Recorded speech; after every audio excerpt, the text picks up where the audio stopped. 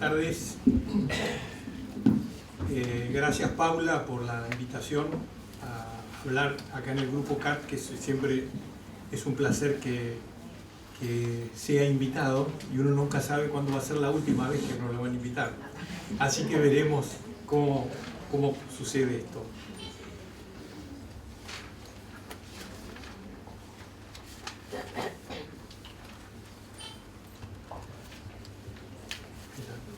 No tengo ningún conflicto de interés para declarar. Bueno, como ustedes saben, la primera descripción de la enfermedad, hecha por Werloff en 1735, pasamos 200 años después al suceso de que William Harrington se infundió el plasma de los pacientes con PTI, demostrando de que había un mecanismo periférico que destruía las plaquetas. Pasaron 50 años, siempre nosotros pensando en la destrucción periférica, hasta que aparecieron entonces los trombomiméticos. Es decir, en el 2006, el grupo de Basel, junto con Cheng, Macmillan y muchos otros, empezaron a utilizar los trombopoyéticos, que en principio han revolucionado el tratamiento de esta enfermedad. Ahora, ¿qué pasó? A mí me toca hablar qué pasó en estos 10 años. Y creo que ha pasado muy poco. La velocidad del crecimiento y del conocimiento de la enfermedad es muy escasa. Usted, doctor, que ha estado acá en la Argentina esta semana, doctor Gibbons, ha tenido la suerte de por tres motivos. En primer lugar, un motivo para los hematólogos argentinos, especialmente del Grupo CAT, que acabamos de escuchar este descubrimiento de las conexinas que nos ha dado un grato placer. En segundo lugar, hoy es el Día de la Tierra, hoy es el Día del Mundo, y usted habrá leído y habrá sufrido esta semana excepcional en la Argentina de lluvias, con todas las inundaciones y todas las pérdidas que eso significa de viviendas y de los cultivos de los cuales vive la Argentina. Y muy importante es para los argentinos esta semana. Para el 50% de los argentinos, lo mejor que le podía haber pasado a nuestro país sucedió en esta semana. Pero hay otro 50% que cree que es lo peor que le sucedió a la Argentina. We paid the vultures. Pagamos a los buitres y salimos del default.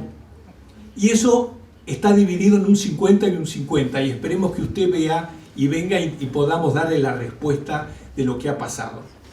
Ahora, con la TPI, lo que ha sucedido para mí es que seguimos en default. Los investigadores del mundo tienen un default muy grave con esta enfermedad que voy a pasar a describir. En primer lugar, como todos sabemos, no hay un gold estándar para confirmar la enfermedad. De hecho, a veces no es tan fácil saber cuándo una enfermedad es primaria y secundaria, y cuando uno ve los algoritmos, generalmente la búsqueda de una causa secundaria se hace después de haber fracasado en el primer tratamiento, incluso después de haber fracasado la segunda. Como ya ha sido dicho, la enfermedad es muy heterogénea en su fisiopatología, pero cuando nos cae el paciente con el diagnóstico, no sabemos cuáles son los mecanismos que han producido la plaquetopenia. No sabemos si es un mecanismo periférico o central, es decir, que las plaquetas no se están formando, y tampoco sabemos si la fisiopatogenia es B o T o ambas están involucradas. Tercer punto es que el recuento plaquetario no nos sirve para la evolución clínica. Como ustedes saben, tenemos todos pacientes que sangran con las plaquetas que generalmente están aceptados como no son causa de sangrado, como así también tenemos pacientes con menos de 20.000 plaquetas que no sangran nunca, lo cual también es una deuda que tenemos pendiente con la enfermedad. Otro punto muy importante es que desconocemos quién va a responder al tratamiento que instituimos y cómo. Algunos han dividido a la enfermedad a partir del inicio de la terapéutica en forma arbitraria en 3 etapas. Una etapa inicial, una etapa persistente y una etapa crónica. Creo que es muy importante esta división, si bien es arbitraria, porque nos ha permitido tener un mejor ordenamiento del tratamiento. Pero ustedes saben que de la etapa inicial al tratamiento de la etapa crónica pueden pasar 3 horas. en el sentido de un paciente que no sangra, que no responde, en 24 horas tal vez estemos decidiendo la esplenectomía que se está indicada para después de los 12 meses y nosotros estamos pasando en pocos días de la etapa inicial a la etapa crónica. Por lo tanto, esta división es importante para nosotros ordenarnos en el tratamiento, pero en la práctica tampoco es de buena utilidad. Bueno, como todos ustedes saben y todos leemos, y cuando vemos las pruebas, no hay pruebas clínicas randomizadas que comparen los tratamientos. Existen dudas de cómo debe ser el tratamiento de segunda línea y no tenemos una información adecuada de cuándo ir a la curación, lo que vendría a ser la esplenectomía, o cuándo realizar el mantenimiento con monodroga, con combinación de drogas, que parece que es lo que va a venir en el futuro, de acuerdo al How I Treat publicado recientemente. Tampoco tenemos, no sabemos quién va a responder a la esplenectomía, no tenemos la forma, ha sido descrito que las plaquetas marcadas con indio son, pero tampoco es muy difícil de realizar y no todos tenemos alcance y tampoco es de gran utilidad. Tampoco está muy claro cómo se trata el paciente post-esplenectomía. Si bien los agonistas de receptores de los trombomiméticos puede ser la solución para estos pacientes, en realidad aquel paciente que fracasó a múltiples tratamientos y que después fue a la esplenectomía, sabemos que son casos muy difíciles y no sabemos qué hacer en la mayor parte de estos pacientes.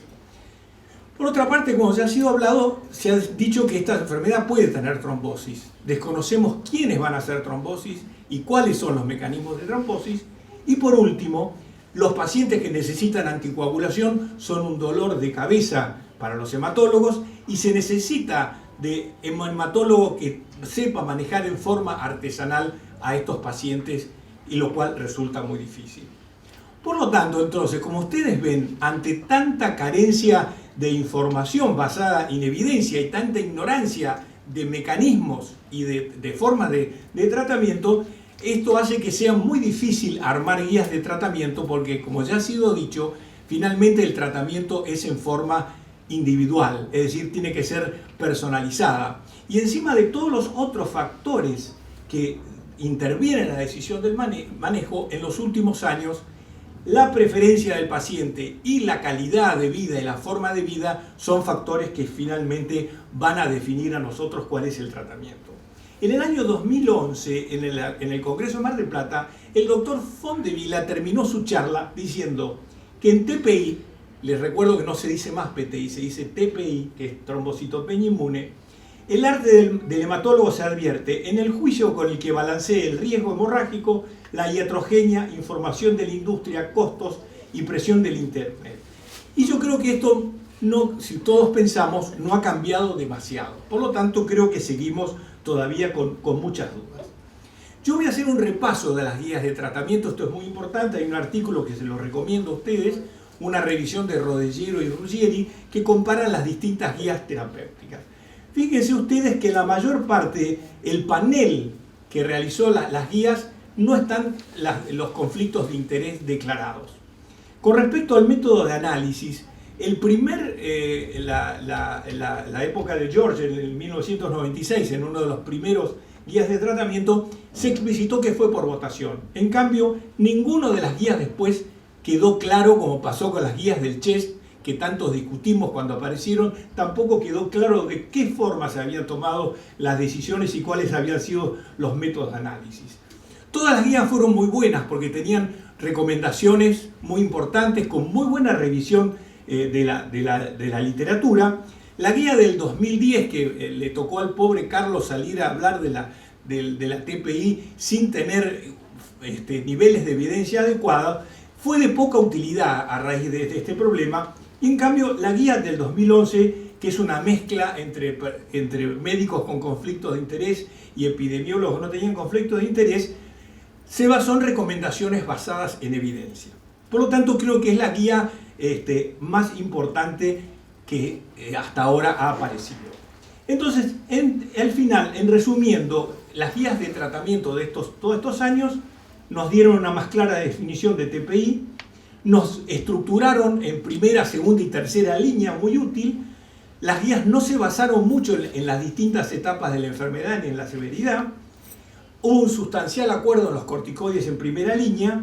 En segunda línea, con falla de corticoides, aparentemente los agonistas del receptor de trombopoyetina, el rituximab, pueden ser las alternativas a la esplenectomía, y tal vez el dato más importante, que parece ser que después de la esplenectomía, en tercera línea, los agonistas del receptor de trombopoyetina son los más importantes.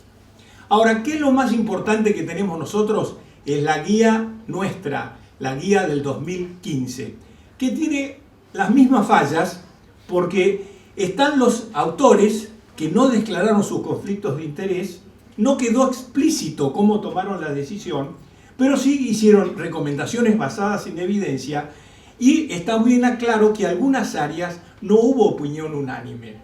Y muy parecido a las otras guías, para los casos difíciles, para los casos en los que fracasa, prácticamente no hay recomendaciones, son recomendaciones sueltas, y creo que son deudas que vamos a tener que pensar para las próximas guías del 2017.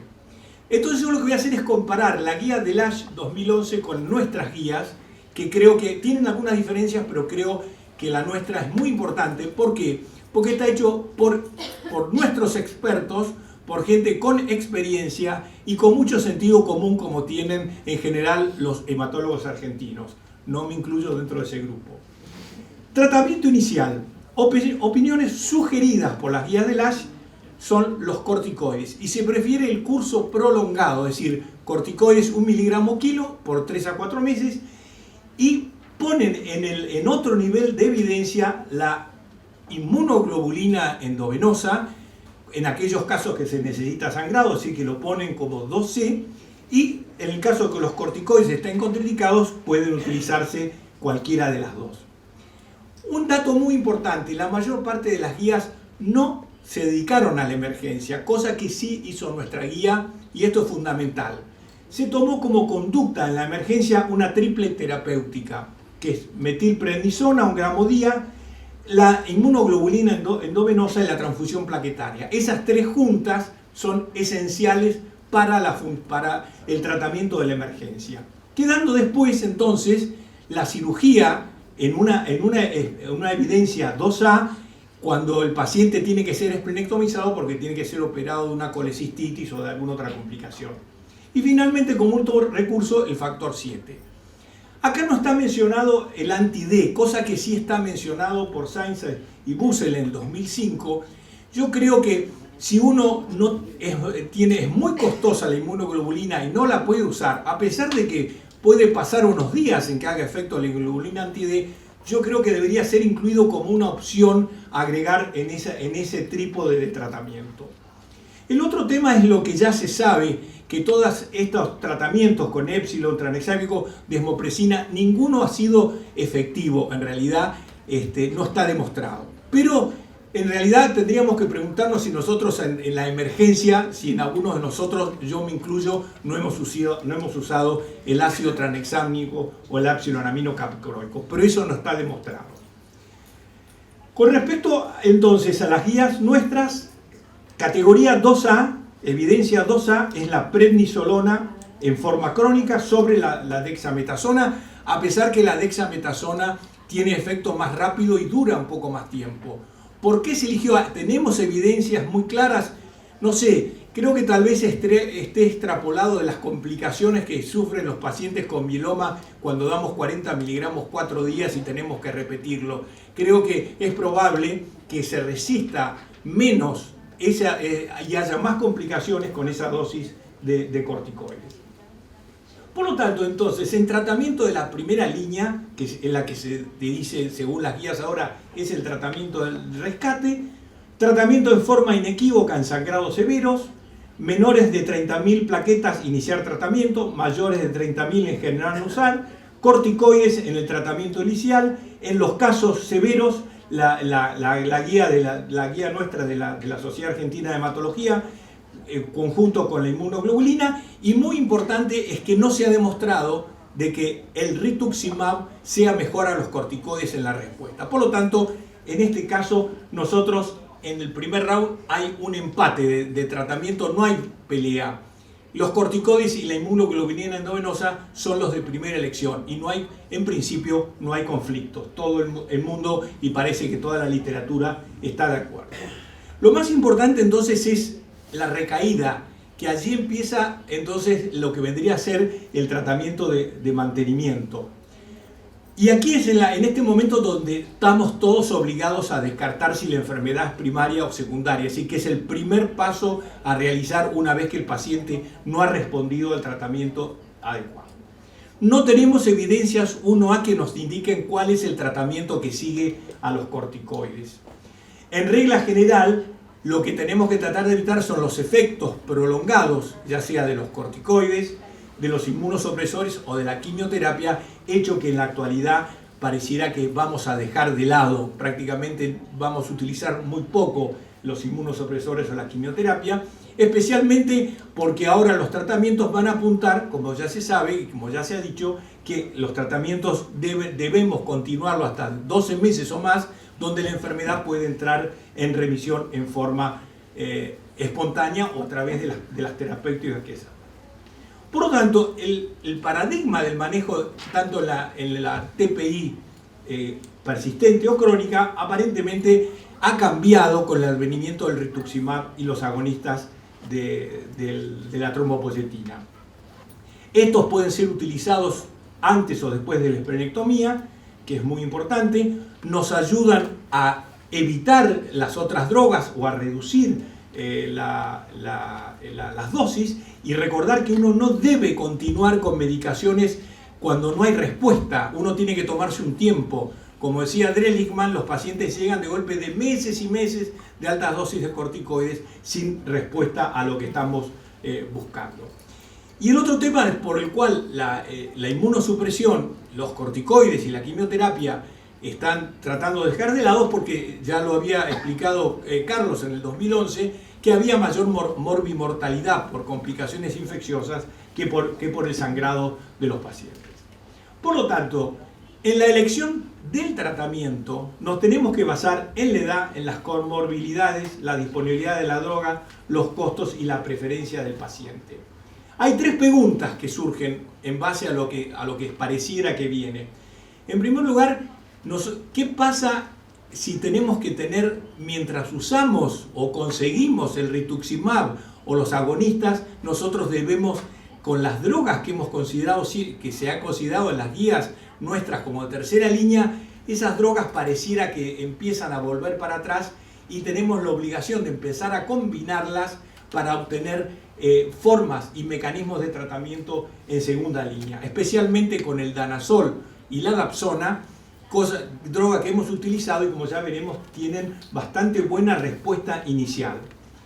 El problema, como siempre, es cuándo decidir la esplenectomía, pero cuando uno lee la literatura y cuando ve las revisiones, cada vez menos se utiliza la esplenectomía.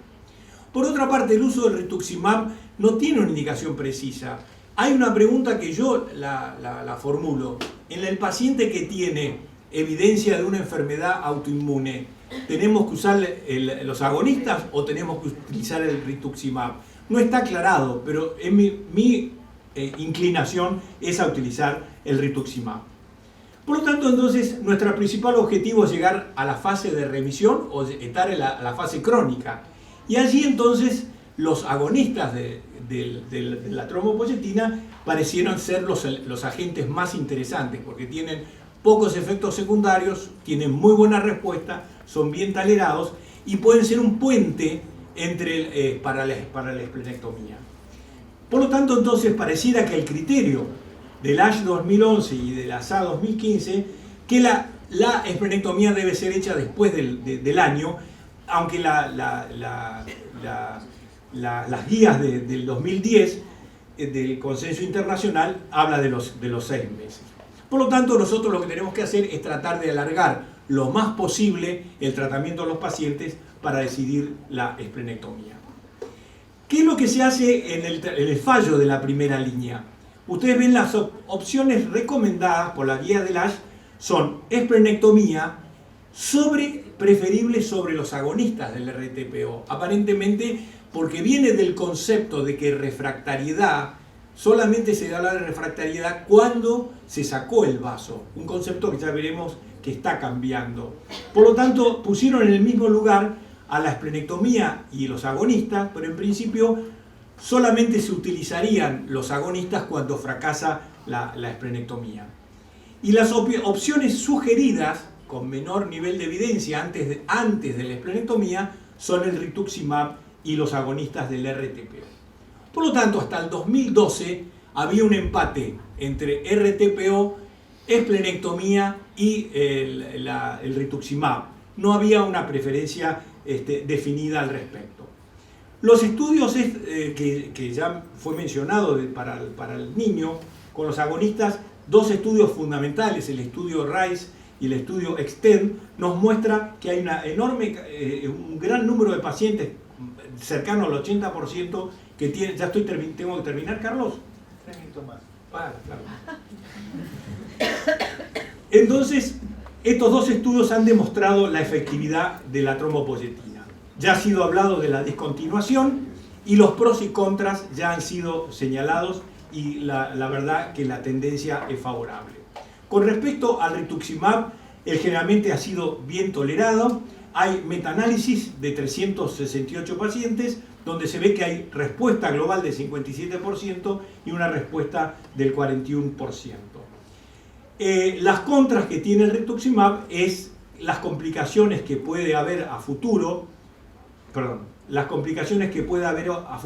la inmunosupresión y siempre tener un buen dosaje de inmunoglobulinas antes de utilizarlo. Cuando ustedes ven los trabajos de los trombomiméticos y del rituximab, son todas poblaciones diferentes. Algunos recién de menos de un año de evolución, otros de más de un año, algunos esplenectomizados, otros no esplenectomizados, muchos usan corticoides, muchos usan otras drogas, así que son difíciles de comparar estos trabajos para considerarlo en su lugar. Por lo tanto, la esplenectomía queda reservada para, si podemos, después del año.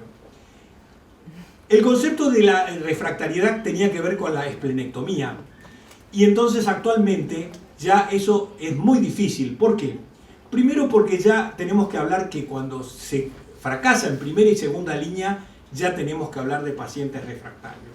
Y no podemos hablar de refractariedad porque los niños tienen que esperar a cierta edad para realizarlo, aquellos que tienen muchas comorbilidades, los que se niegan a realizarla, es decir, y hay muchos médicos que también tienen mucha reluctancia en indicarlo. Por lo tanto, refractariedad ya no se habla, no debería hablarse más de necesidad de esplenectomía. Entonces, las drogas más importantes para tratar en segunda línea, las que tienen menos efectos secundarios, son baja dosis de prednisona, rituximab, romiplastin y el trombopan. La tercera línea, como ustedes ven acá hay una larga lista de drogas, fíjense ustedes el porcentaje de respuestas, son muy altas y creo que nosotros tenemos mayor experiencia con danazol y dapsona y creo que tenemos que empezar a hablar de combinaciones para poder hablar de ello. En esta nueva guía de Howard King, de Adam Cooker, fíjense, aparece una nueva lista de drogas que van a poder ser utilizadas en el futuro en aquellos casos difíciles con drogas que nosotros en general no hemos utilizado. Por lo tanto, en conclusiones, el tratamiento de esta enfermedad no tiene datos de nivel de alto de eficiencia.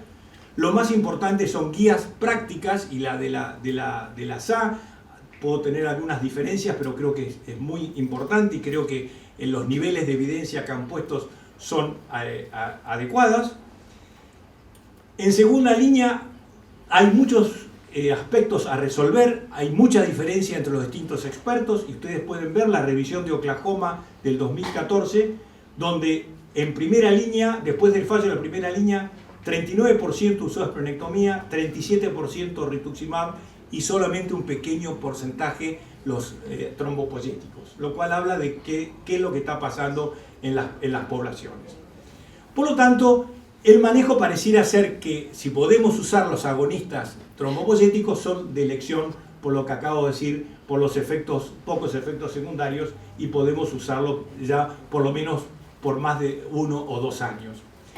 Los nuevos tratamientos combinados creo que es lo que vamos a tener que discutir en las próximas guías y las nuevas drogas, que son una lista también como está descrito, el fosfamatinib, el anti-CD154 son drogas que van a poder ser utilizadas. Este es el algoritmo que da nuestra sociedad. Estoy totalmente de acuerdo. Creo que habrá que hacer una revisión de las drogas que han sido puestas en tercera línea y tendremos que ocuparnos más de aquellos casos difíciles, a ver si podemos ofrecer una solución. Como ustedes saben, las charlas acá del CATS generalmente terminan con una payada. Yo no sé si está el doctor Cereceto, pero no le voy a faltar el respeto, pero yo diría lo siguiente: hacete amigo del juez para conseguir la nueva droga, si te toca Casanelo o tal vez algún otro de moda. Y entonces yo concluyo con una corrección de lo que dijo Carlos en el 2011, que es que estas guías donde se llegan los expertos, donde tienen que tener declarados los conflictos de interés, deben tener un grado de honestidad intelectual muy alto. Y yo espero que así sea, y espero que esto sea los cambios que se vienen en la Argentina, y esperemos que estemos dentro del 50% que se vea favorecido por el pago del default. Por lo tanto, en TPI, el arte del hematólogo depende de su buen juicio y experiencia para evaluar la iatrogenia, el riesgo, hemorragia y costos. Muchas gracias.